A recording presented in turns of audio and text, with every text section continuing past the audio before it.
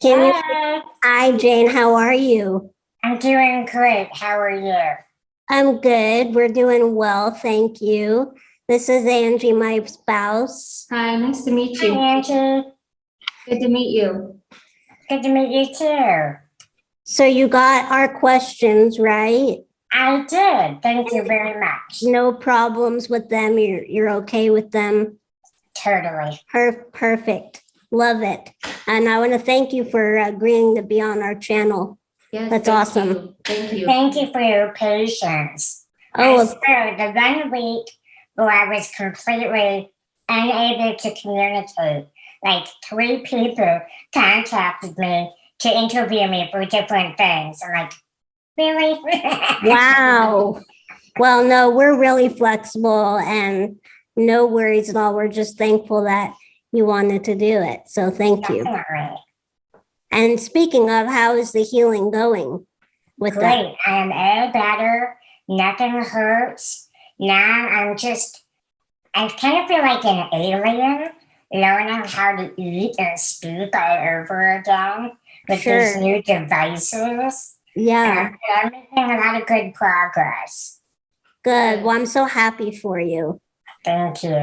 I'm so happy for you. It's awesome. All right. Well, I'm going to start the questions if you're ready. I am ready. Perfect. All right. So the first one was just we want to know who you are. Introduce yourself, your name, where you're from. Okay, but my name is Jane Hash. I'm originally from Ohio, and I moved here to Michigan about 5 years ago. Very cool. Nice. Do you like it there? No. No, you don't like it there. I'm not going to stay here forever. Oh, okay. It's there's the culture is shockingly very different from Ohio, which surprised me because they're right next to each other. Right. But it is vastly different. And I'm 5 years in and I'm not adapting. But, we've also had a pandemic too. Right. Yeah, that's true. That makes That kind of messed everybody up everywhere. Yes. Well, I'm gonna let Angie ask you the second question. Okay, can you hear me okay? I can. Okay. What is your disability and what type do you have? So I also have osteogenesis imperfecta. And in the mid 70s, I was diagnosed as type 3. And I'm pretty sure at that time there were only 3 types. So by today's standards, I don't know what the hell I am. I really don't. That sounds kind of like me. That's what they said Yeah. I was, type 3. Or actually, I think I was more along the lines of type 2. But they say type 2 don't normally survive after birth. So then you automatically skip to type 3 if you survive. Isn't that interesting? I mean, Yeah, they had to start somewhere, right? right. Exactly. Okay, I'll let you ask the next one. So the next question is, what's the least favorite thing about having OI and what's the best thing about it? Now, I bet I know what the least favorite thing is. Now, believe it or not, it's not climbing trees. I mean, it's kind of a bummer, but the least favorite thing is that I cannot offer the type of care to my loved ones when they get sick or injured.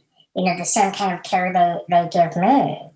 Yes. A senior in my life who I'm very close to. She's 96, and on a bad day, I would really love to go scrub her toilet for her. Right. I mean, it's Aw. not a glamorous thing, but it's something that needs to be done probably more often than it does. Or, when a friend or family member gets sick, I'm not going to hold their birth bucket for them. That's not something I can do. Sure, that makes sense. And I struggle with that too with my wife here because, she just had a major surgery and I wasn't able to help her physically through any of it. But I was there to lend emotional support and, order food for her, things like that. But I get what you mean. It's different. You want to be able to help when you can't. Right. I mean, I find other ways, like I can coordinate care, and that's important, and do the more administrative stuff because I manage my care all the time. So, but yeah, so that's the least favorite thing. My favorite thing is that I feel I have a unique opportunity to, because of the nature of my disability and the type of support and amount of support that I need from other people, I really get to see humanity at its best and its worst. That And I makes feel sense. that prepares me to be ready for whatever is next. That's a good I love answer. that. Yeah, Yeah, that's a great answer. I love that. And going back to what you were saying about, not being able to help people when they need it. I think Haley honey, you're really great at doing the administrative stuff too, as you put it. She was really great. She coordinated with my mom and her parents, help figure out who's doing what and, all that kind of stuff. So, Well, thank you, honey. yeah. And sorry for that fussing in the background. That's our little dog. Yeah. He's, He's a handful.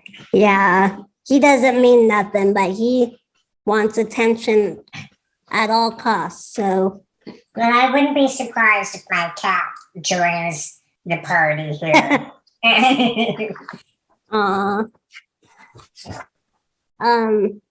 You want to ask the next one, honey? Yeah. Trying to divvy it up. Let's see. Are you in a long-term relationship, romantic relationship? And if not, do you want to be? I am.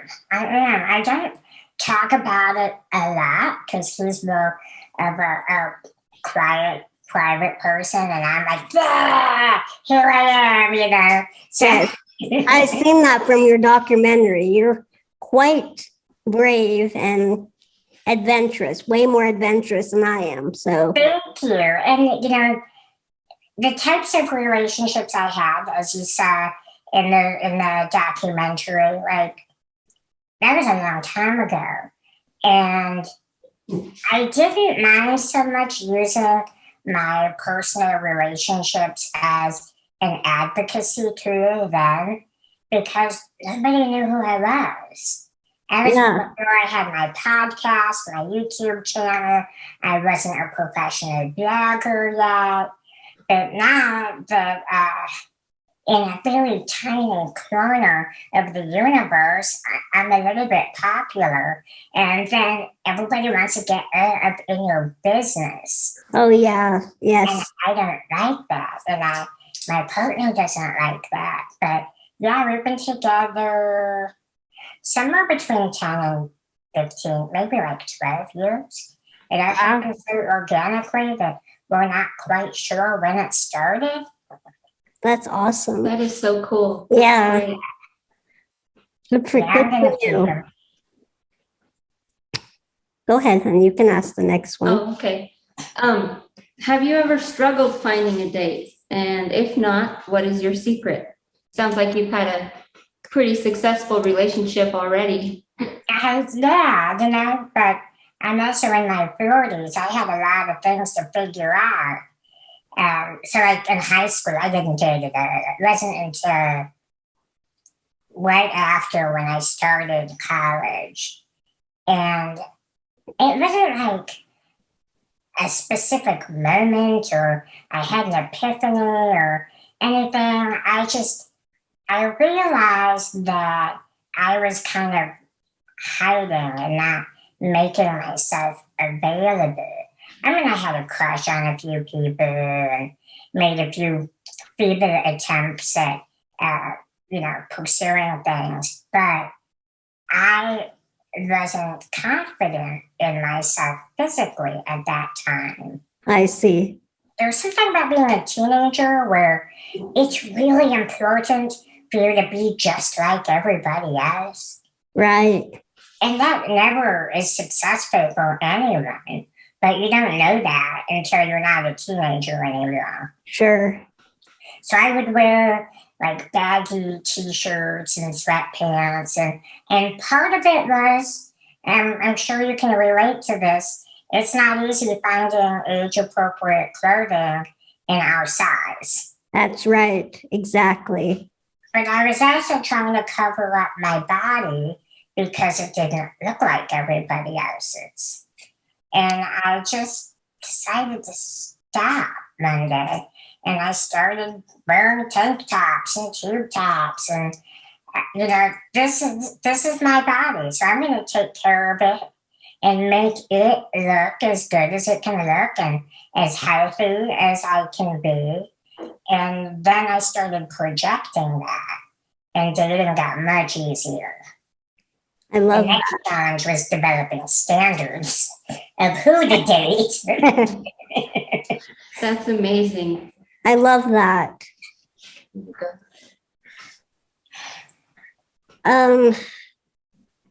So can you give some advice to other disabled individuals or even non-disabled that are struggling with finding, someone to settle down with? Not everybody wants to settle down. That was something that I wanted early on in my life. That was something that I saw in my parents, and I wanted that too. So it was kind of a goal for me, but not everybody feels that way. So I understand that. But, do you have advice for individuals that do want that? But I do. Like, do things that you enjoy doing without making the focus of finding that person. Because I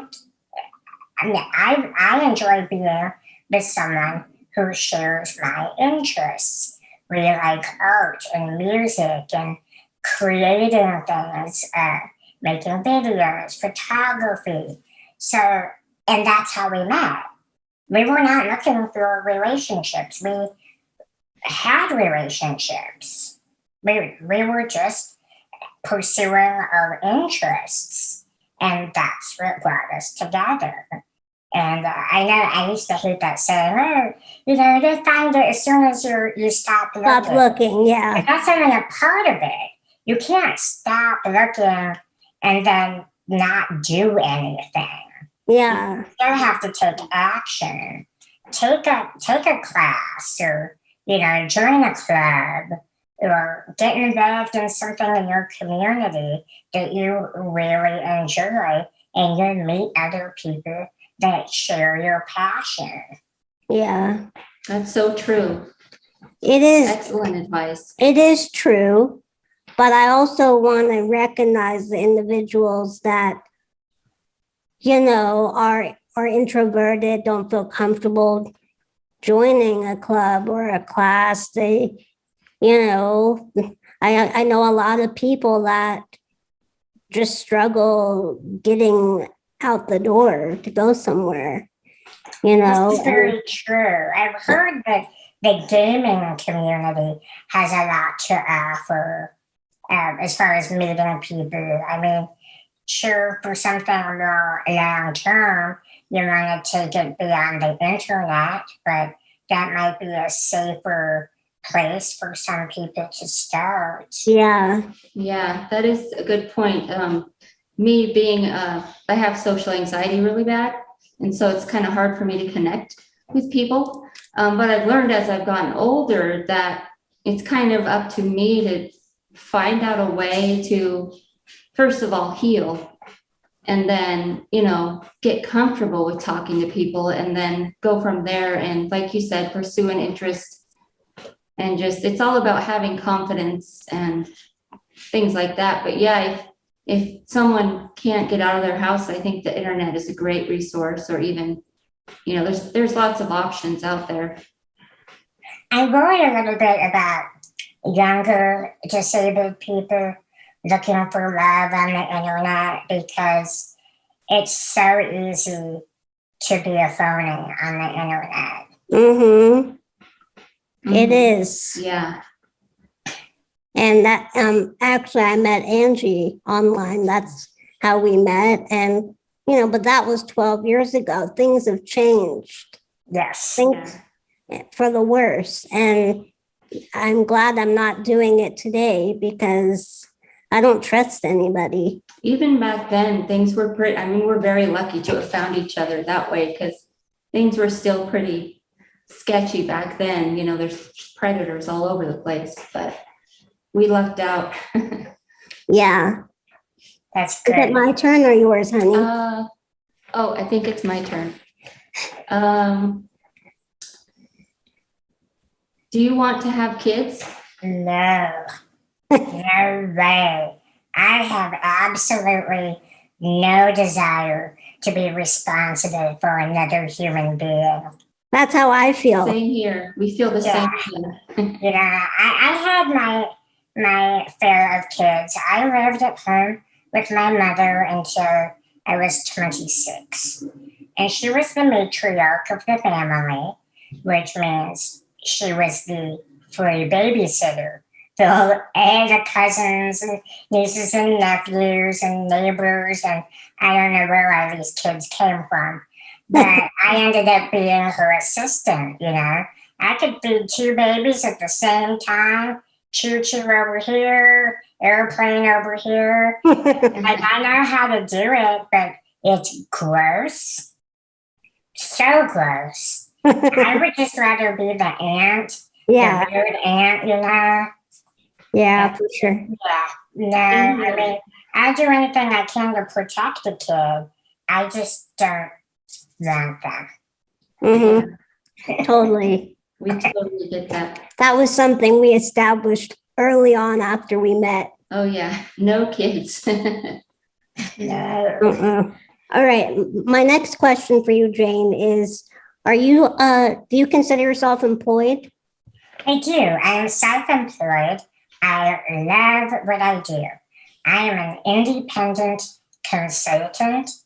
So I get hired by companies, organizations, and individuals who want to further their knowledge about any of my list of expertise, health and wellness, disability advocacy, sexual health, and I don't have a whole lot of contracts going on right now, because I scaled back of my work, because I just had a major procedure done with getting all my teeth pulled and dentures, and I broke it up into 4 different extraction sessions. Oh, I see. I thought getting them all done at once would put too much stress on my bones, on my jaw and bones.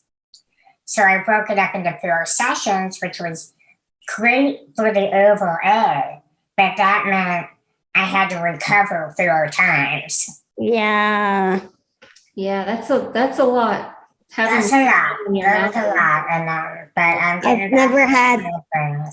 I've never had any oral surgery or extraction, nothing. So I hope you never have to. I pray. It hurts. I'm praying I don't have to. Well, that's great. So I get the bonus package that some people with OI type 3 have, which is dentinogenesis. So my teeth had an expiration date on them from the beginning. Oh. So I always knew it was coming. Oh, lucky you. Yeah. Right. I have never had a cavity. Yeah, that's awesome. So you don't have dentinogenesis. And I don't floss. Oh. I won't tell. Okay, so I love what you do, by the way. Yeah. That's admirable. Yes. Me too. And I get bored easily. So I like that I can do a bunch of different things with different types of people. That's so cool. Yeah. What are some assumptions people have made about you that are not true? That's fun. So there's the high school acquaintance assumptions. Now, I'm not always sure what those are, but it does amuse me because they will find me like on Facebook and then delete me almost immediately. So I'm like, oh man, that's it, you know? I So don't get that. they add you and then they delete you. Yeah, after they have a chance to look at my page. That's so That's the messed worst. up. I've had people Yeah. do that too. It's kind of It gives me a little giggle. And then there's other people that assume, like they have seen the documentary, they knew me in that stage of my life when I practiced non-monogamy. They assume that meant I have no boundaries, Mm-hmm. which is very much not true. Yeah. Totally. And then there are some people that assume that because I'm disabled or small, I'm not sure why they think this, but I am a God-fearing Christian who wants to get married and have babies. And I am not any of those things. it's pretty crazy the assumptions people make. Yeah. Yes. Her and I were just talking about all the things people say when they see me or see us. One of them is like, oh, that's a cool ride you got there. I'm like, How many times have we heard that? I'm like, how many slow down. You're Yeah. gonna get a ticket. Oh yeah, I've heard that one too. And then there's a gal that lives close to my town that also has OI, and we get mistaken for each other all the time, and we don't look anything alike. Nothing. Yeah. And it's like just because we're a little bit smaller and bony looking, oh, I must be that girl. But There's like actually no resemblance between you and her. It just blows me away. So I would get that too. Okay, so back in my hometown, I think this is a little bit odd. There were 5 of us with OI in the surrounding area. And our ages probably span over 30 years. So it's not like all of a sudden we were all born in the same year. That would be freaky. And then women I would get mistaken for all the time. And I even had someone argue with me about where I worked because they thought I was her. I'm like, I think I would know where I worked, that's not me. And then the other woman, her and I look nothing alike.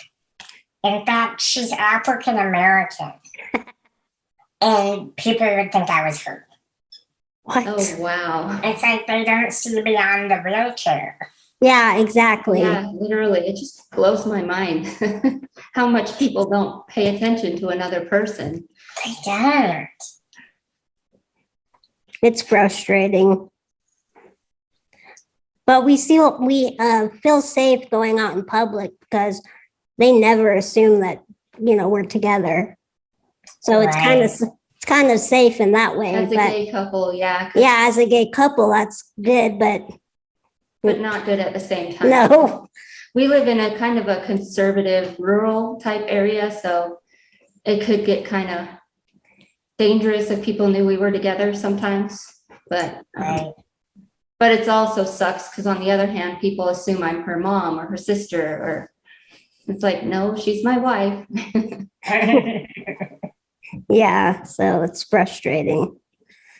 And this is our last question, Jane. We just Okay. breeze through these.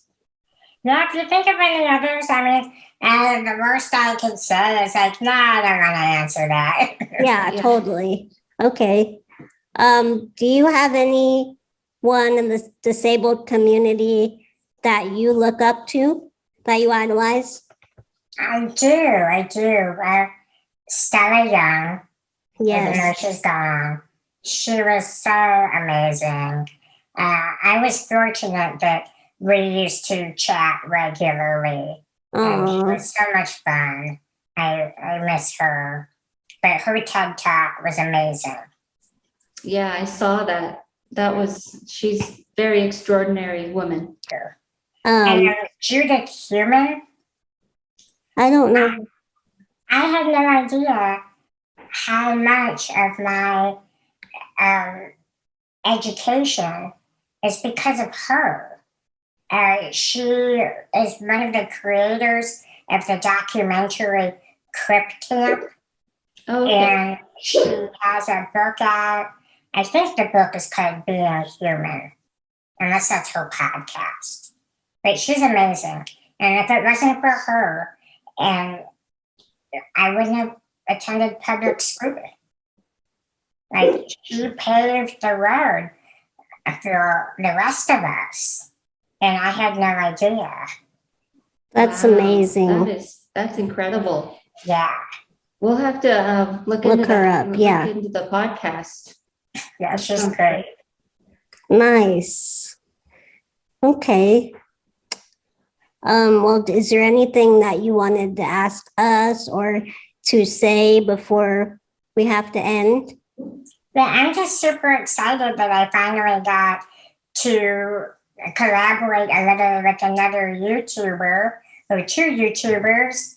You know, I'm trying to grow my platform, Sure. and you guys are the first to take an interest in my little channel, and I'm just excited to see where we can go with this platform. Yes. It's so accessible to us. Yes, it Exactly. is. Yeah.